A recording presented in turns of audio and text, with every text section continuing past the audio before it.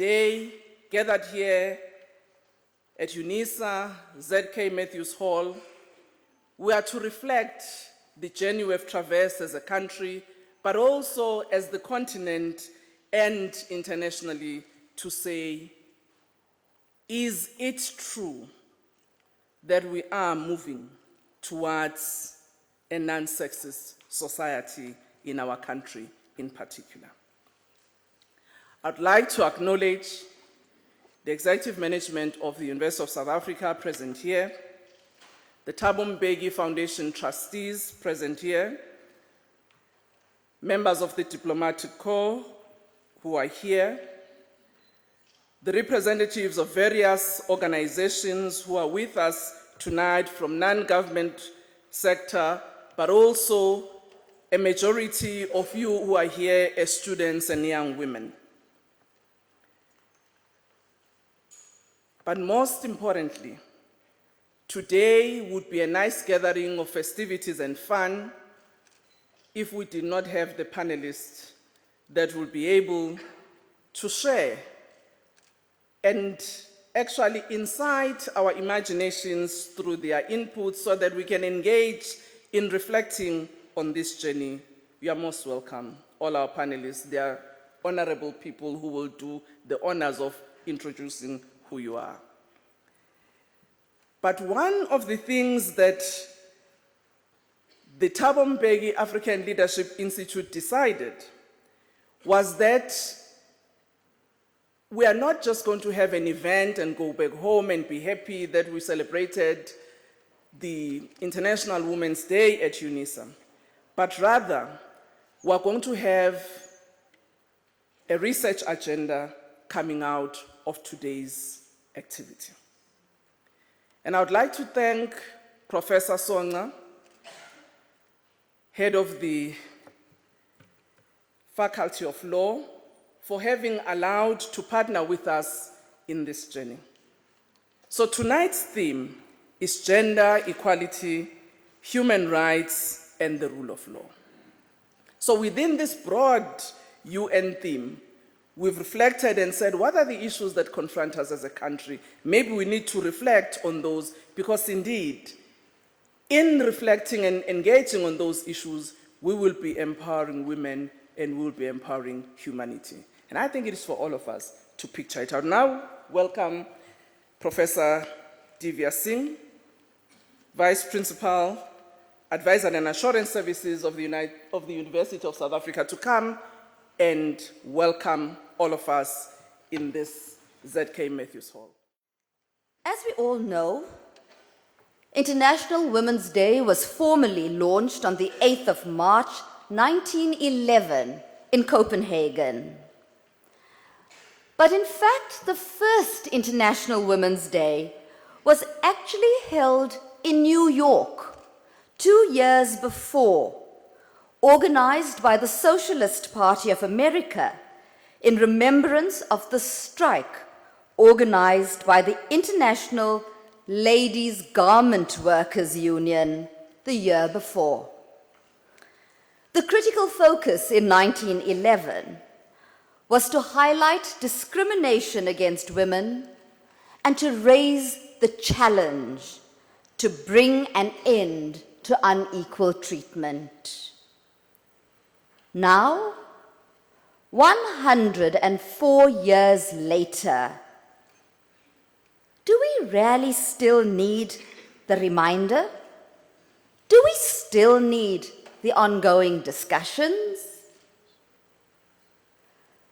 Unfortunately, the answer is yes. Most certainly, we do.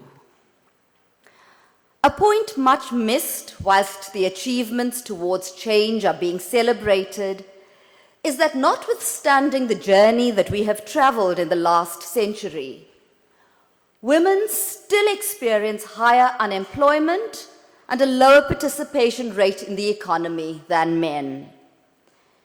Many women, even in the most developed areas of the world, still don't have equal pay. And fundamentally, there remains the persistent trend of inequitable access to opportunities, resources, and power. In South Africa, the need to achieve equality is a constitutional imperative, mandated by the Constitution and operationalized through a variety of legislative provisions. Citing the Constitutional Court in Fraser's case, and I quote, "There can be no doubt that the guarantee of equality lies at the very heart of the Constitution. It permeates and defines the very ethos upon which the Constitution is premised. In the very first paragraph of the preamble, it is declared that there is a need to create a new order in which there is equality between men and women and people of all races, so that all citizens shall be able to enjoy and exercise their fundamental rights and freedoms." The change and equality agenda belongs to no single feminist or organization, or for that matter, to women alone. Rather, it resides with the collective efforts and will of all who care about and who value humanity. Amongst us this evening, I'm going to start with Nandi, because I have the pleasure of having known her for quite some time. Nandi is many things. Nandi is an activist. She's an activist and has been for a very long time in a number of fields. She's an activist of children's rights, women's rights, LGBTI. And in addition to that, she's also a mother, and not just to her son, but to many children, I can assure you of that, and a biker.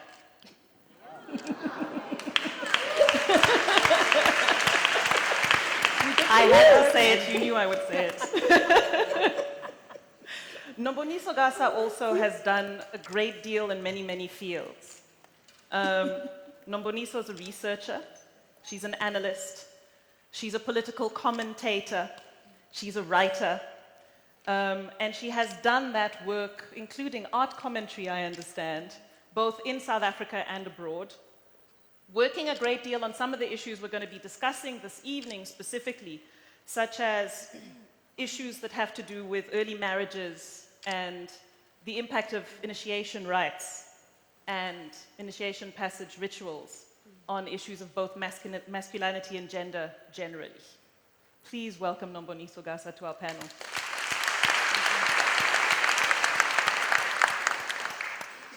Judge Mohoro. Judge, I think it's most unfortunate that most of us always introduce you first as a retired justice. You are so much more now. Still busy, still very, very active. She is not a retired judge. She is an activist in her own name right now. She's doing a lot of work that is very contemporary to the realities that we need to discuss this evening.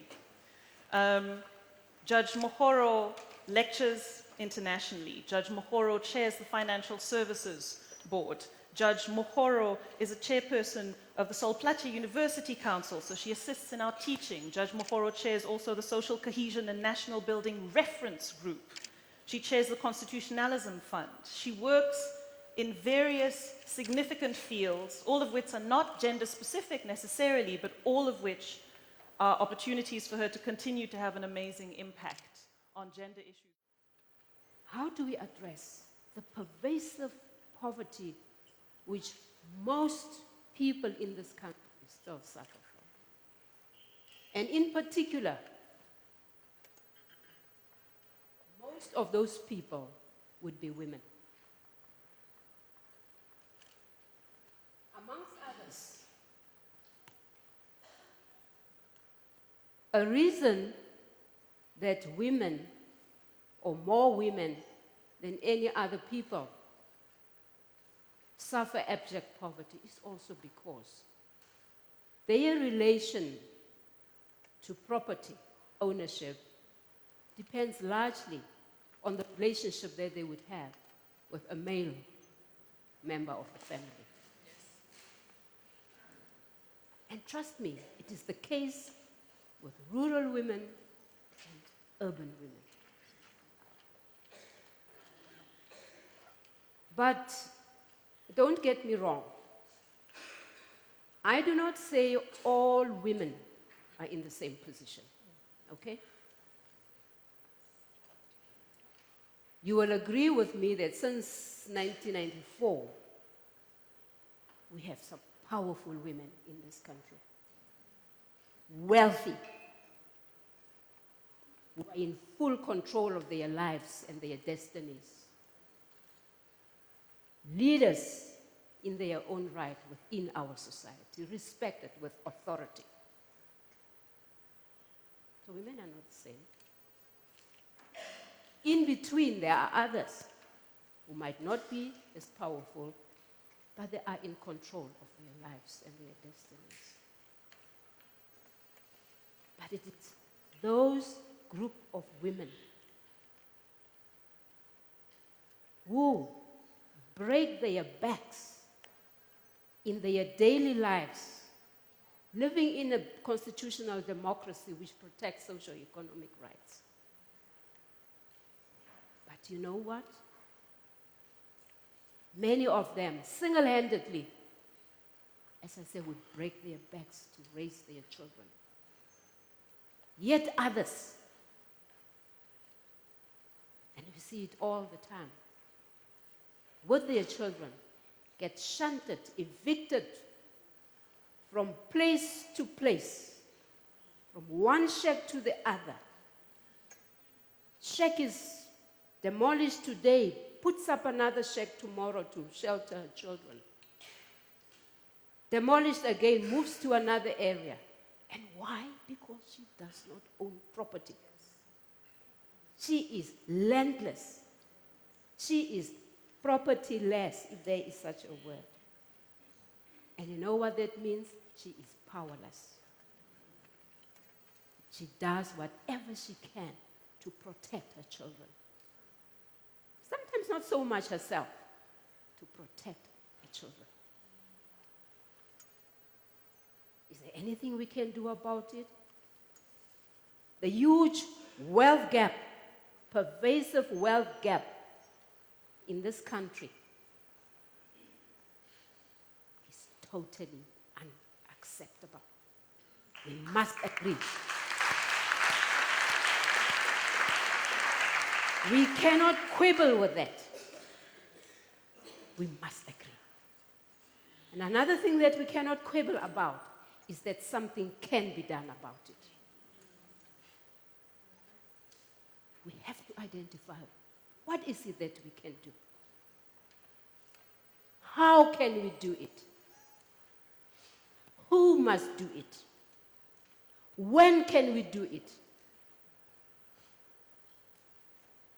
Because the lives that many of our people live under, particularly those women that I'm talking about, and trust me, women are not the only group of poor people we have in this country. You only have to look under the bridges of our cities. You only have to look at our rubbish dumps, and you will see who feeds there. You will see who sleeps under the bridges. In a country, as far as I'm concerned, of great wealth, where we have powerful, intelligent intellectuals who work on these issues and think about them daily. 20 years into our democracy, we are still plagued by the same issues. We have to find a way. And when we talk about expropriation of property, trust me, it is not a race thing. As I said, there are powerful, wealthy millionaires and billionaires amongst us in this room. It is the public sector. It is the private sector. It is civil society. We must come together to address these issues. The time for arguments that government cannot work with civil society and the private sector is over. We are South Africans, all of us. The conditions under which people live are our responsibility. I look forward to the day when I meet an individual in the streets of South Africa who refers to government as us. I look forward to that day because we all have a responsibility.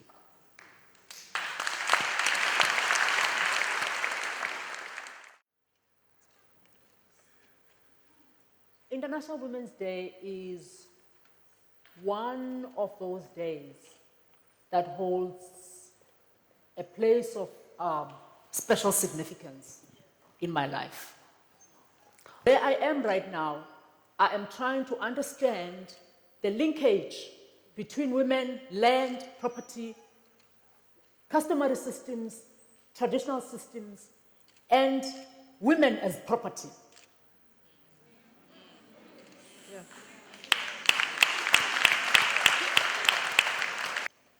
I want to say this without any sense of contradiction, that right now in South Africa, black women who live in rural areas, according to the laws that this government is creating, are not fully human yet.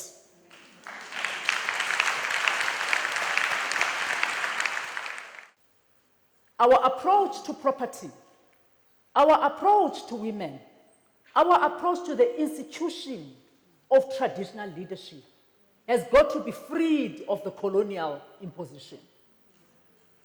I am saying that the idea that you have one monarch who makes decisions for everybody is a construction of the British colonial system. You know, we fight in our families. We fight in our communities, we tear each other apart. Iculture yami lena. Lisiko lethu le, yinto yethu le, and then we say, wait a minute. Konje ivela. You know, wanxiba into ezimnyama, wa-impose this form of mourning on this woman. Where does it come from?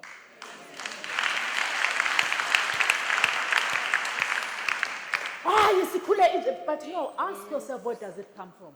Pella, it was Queen Victoria who, when her husband died, decided to withdraw and wanted no embellishment.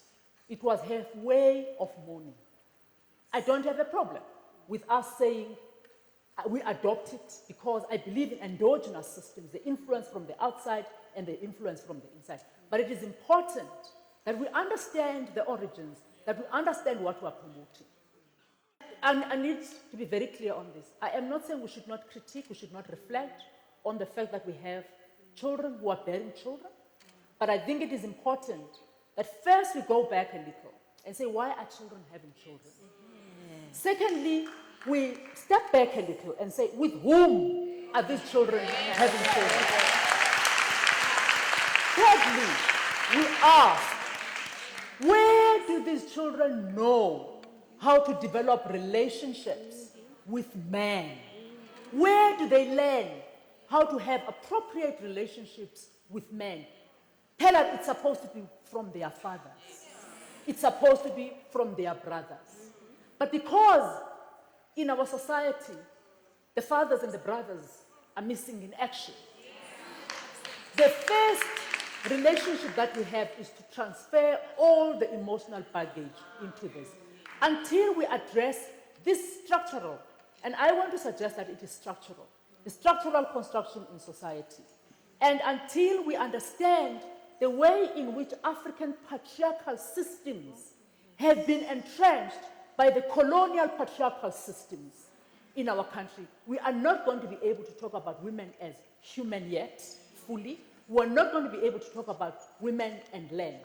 And finally, it is important to say, as the judge was saying, that whenever a judgment is made, that they should check the gender implications of it.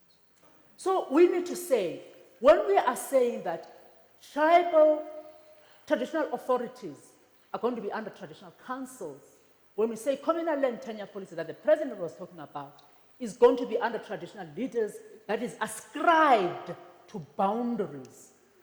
When you look at those boundaries, if I had the maps here, you would see that they overlap exactly with the apartheid maps. I think it is time that we go back to the basic and the fundamental issue in the Constitution that says one law, one nation.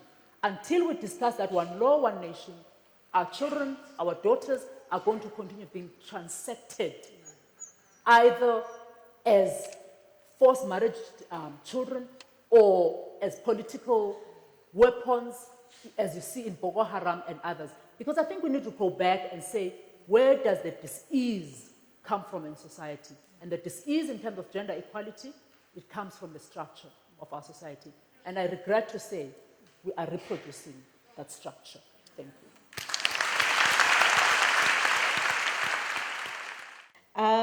I'm going to step away a little from land issues and talk more about gender-based violence and human trafficking, and whether to see how far we've come. In South Africa, particularly when we talk about human trafficking, the Prevention and Combating of Trafficking in Persons Bill is still a bill. Yet South Africa is it's unique in the world because we not only receive victims of human trafficking, we also send, and then we're also a conduit country. And you would think with all of these issues, we would have moved forward to actually having legislation, to actually being able to protect victims. Yes, we protect children under the Children's Act who are trafficked into South Africa or from South Africa, but generally, persons are not yet, there isn't legislation to protect them. And those persons are, in the majority, are women. So like Sis Nomboniso said, women are property in a lot of ways. Whether we're talking South African women or women coming into South Africa from across the world, women are treated as property, which can be exchanged. Trafficking in human beings has surpassed drugs and arms in how much money it makes, merely because you can sell a human being over and over and over again. And I mean, a lot of the time when we discuss how do we address issues, particularly when you talk about human trafficking for sexual exploitation, we talk, there's so many factors which are really discussed as the causes. But until we address the gendered nature of it, we address men as buyers. So until we address that issue, we're fighting a losing battle. Because you need to have something that for you to sell something, you need to have an end user. And in a lot of these cases, the end user are men. And until men stop seeing women as commodities for sale, like I say, we can have legislation, we can address the issue of poverty, we can address all these other social issues, but without addressing men, then, we're talking to ourselves. A KPMG study, this is just on more generally on gender-based violence, in 2014 found that South Africa spends in the region of 28.4 billion rands a year in addressing gender-based violence. Talking to equality, we speak of a constitution which South Africa has, which is revered around the world. We've got one of the very few constitutions which explicitly talks to LGBTI rights. So those are rights for sexual minorities. But in speaking to them, how are they realized in reality for persons within sexual minorities? And I look at the realities of Black lesbians in South Africa, where where men feel they need to be corrected. So where in other African countries, if you are part of a sexual minority, you more likely know that you are considered not human and so illegal through the legislation of that country. In South Africa, you have legislative protection, yet you are still not equal. You're still not human because people feel the need to correct you or feel the need to make you what they say. I mean, some people will argue it's not part of our culture, it's against our religion, etc., forgetting that we have a constitution and we have constitutional imperatives. So as we sit here, we need to think about how the legislation that we have, is it a paper elephant that's, that we have to just look good to the world, or is it something that really gives empowerment and is a lived reality for particularly South African women and women on the continent? Thank you. I remember that actually the heads of state and government of our continent in the summit of the AU January this year, they actually declared this year as the year of women empowerment and development towards Agenda 2063. So we have got a platform from which we can ensure that our leadership, both in the legislatures and government, do take action to ensure that we can realize women empowerment in our continent. But as the discussion about what President Bouteflika said and the response of Nomboniso and Professor Songa, I actually remembered what President Mbeki said in accepting South Africa's constitution in 1996. One of the paragraphs in his famous speech, I'm an African, I quote, "I'm informed of the migrants who left Europe to find a new home on our native land. Whatever their own actions, they remain still part of me. In my veins courses the blood of the Malay slave who came from the East. Their proud dignity informs my bearing, their culture a part of my essence. The stripes they bore of their bodies from the lash of the slave master are a reminder embossed of my consciousness of what should not be done.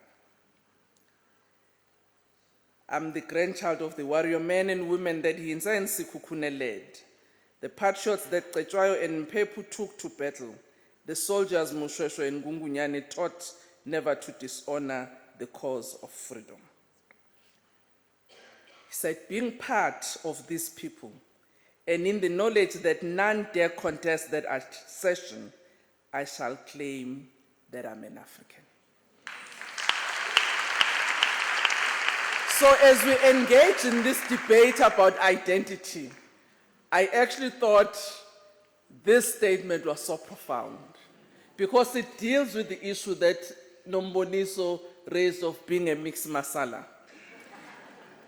And the challenge, therefore, is when we say we are South African, what is our identity? But interestingly, the land question is the year of the Freedom Charter as declared by President Zuma in his State of the Nation address this year, 60 years of the Freedom Charter, the land shall be shared amongst those who work it. I actually say it's very progressive, this statement, because as far as I know, a majority of those who work the land are women.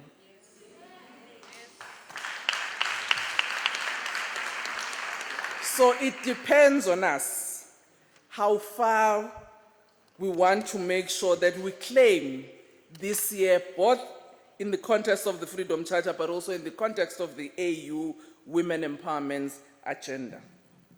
Others raise the issue about how we can ensure that this becomes part of the curriculum. I must say that there's an NGO called VVOB. I know that they are working on a conference to make sure that gender is in the textbook.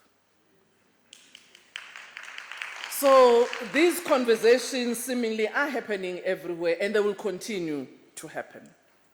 Tonight, I would like to say thank you to the University of South Africa, the management, and thanks to the Faculty of Law, Professor Songa, and your team. And I'm thanking you today, but I'm also thanking you in advance for the work that we still have to do. So next year, when we come back to this platform, we will say, where are we with the research project? I'd also like to say thank you, Kanye, for moderating this panel. We asked you because you are an activist, and we knew you would not say no. And I know we will still have our fight that I had to limit your time. I could see you were really enjoying this dialogue, but it's Friday. And other people have to go home. I'd like to thank our panelists, Judge Mokoro, Sis Nomboniso, Sis Nandi. Thank you very much for having given us your time to come and engage with us.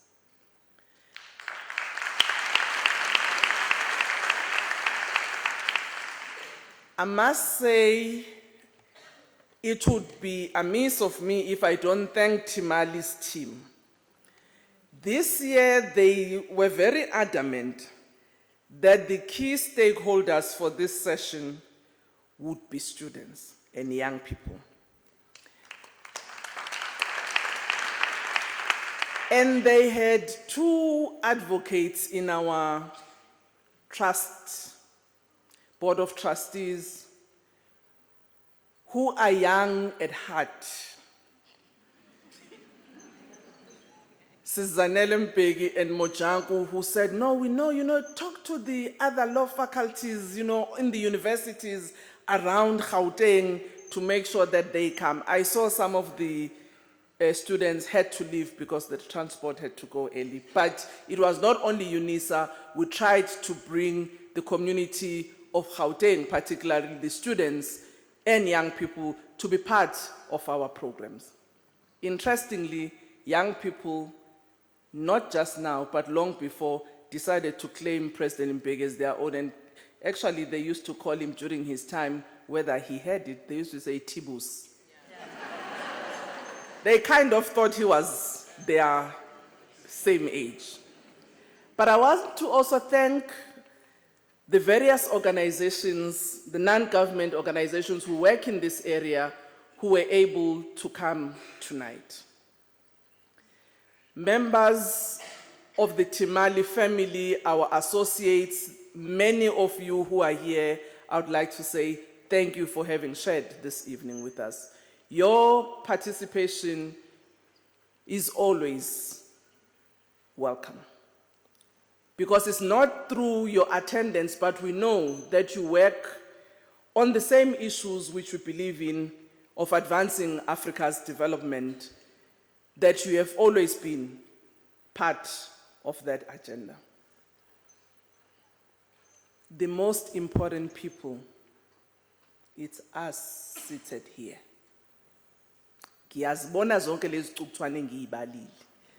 I've just mentioned a few people, some of whom who played a role, but without us, bebezokhuluma nobani. They would have been here with chairs. So the most honored guests, who I really want to thank, and for your understanding when you didn't have an opportunity to ask questions, is yourselves. Let's give ourselves a good. I'd like to thank Spogazi for having given us 3 musical items earlier to ease us into this program. Once again, thank you. Aluta continua.